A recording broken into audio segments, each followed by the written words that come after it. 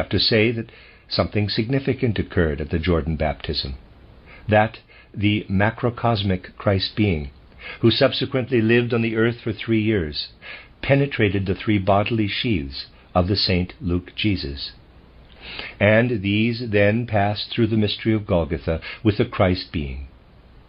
Christ Jesus' course of development during these 3 years was naturally different from that of other human beings.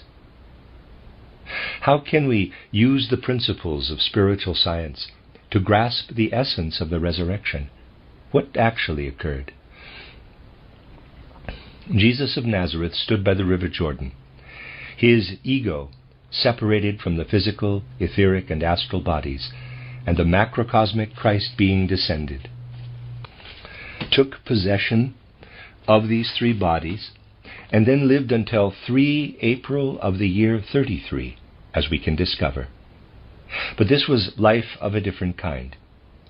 For beginning already before the baptism, this life of Christ in the body of Jesus of Nazareth was a slow dying process. With every advancing stage during these 3 years, one can say that something of the bodily sheaths of Jesus of Nazareth died. Gradually these sheaths died away, so that after 3 years the whole body of Jesus of Nazareth was close to being a corpse, and was only held together by the power of the macrocosmic Christ being. You should not imagine that this body in which Christ lived was, say, 1.5 years after the Jordan baptism, the same as any other body. An ordinary human soul would have immediately felt this body falling away from it, for it could only be held together by the mighty macrocosmic Christ being. This was a continual slow death over 3 years. And this body had reached the verge of dissolution when the mystery of Golgotha occurred, and then all that was necessary was for those men, as it is related, to come to treat the body with their strange spices, creating a chemical union between these particular special substances and the body of Jesus of Nazareth, in whom the macrocosmic Christ being had lived for 3 years, and then lower it into the grave. Very little was needed for this body to fall to dust in the grave, and for the Christ spirit to clothe itself, one can say, in an etheric body condensing into visibility.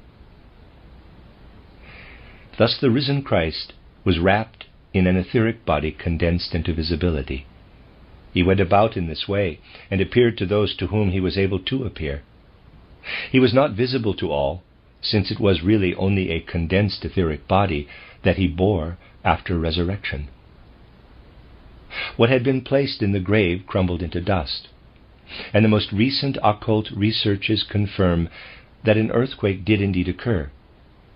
It was striking for me to find a suggestion in the Gospel of St. Matthew that an earthquake had occurred, after discovering this fact through occult research.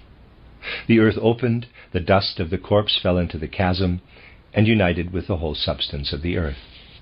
The violent trembling caused by the earthquake shook and scattered the cloths, as described in the St. John's Gospel.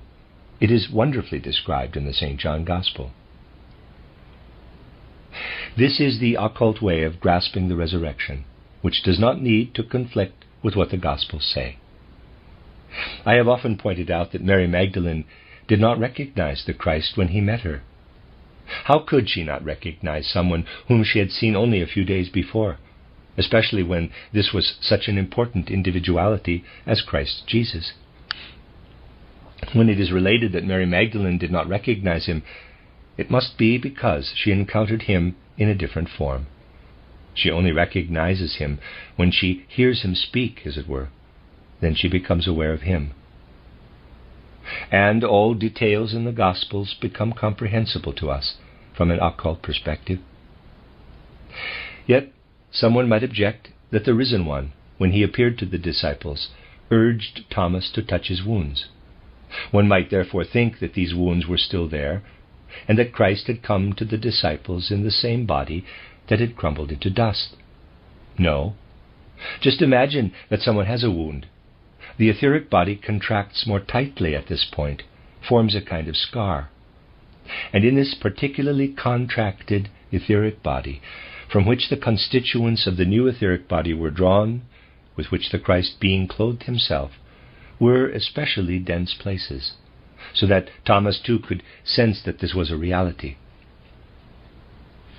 This gospel passage is particularly wonderful from an occult perspective.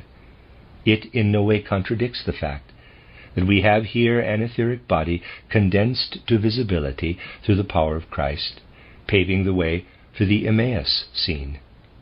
This is described in the Gospel not as an ordinary